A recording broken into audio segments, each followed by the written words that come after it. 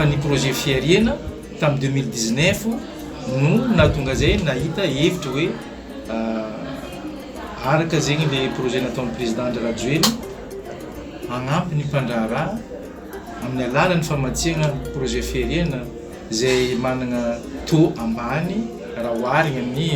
crédit mahazatra atsika isan'andro amin'ny banky roa dia mba nahita zay dia nagnararaotra nagnano fangatahana famatsiam-bola zegny avy amin'ny projet fiariana. Tena nahitanay tombo ny projet fiariana satria nagnamora zay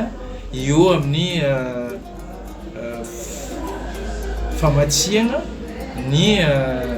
akora zay ndesigny mamokatra ny provente zegny zay atao anaty amin'ny Disco Farm satria ny activité ny Disco Farm dia tsy mamatsy fotsiny ny poussin cher na pondeuse eto Diogo fa manao vente ny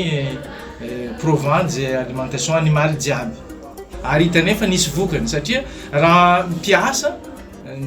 ny créer ny entreprise ty zegny 25 personnes zegny création d'emploi direct plus ireo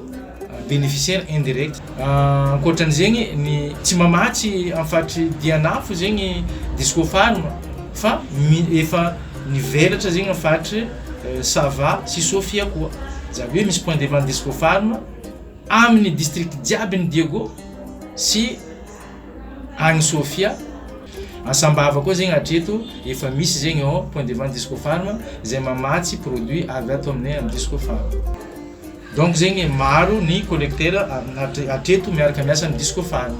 Ny olagna zay amin'ny mpandraharaha madiniky jiaby itovizany zay aizany tany atagna vola, ny tany atagna vola misy microfinance, misy banque primaire fa ny tsy maintsy mila antoko ary mamporisaka atsika jeune koa tanora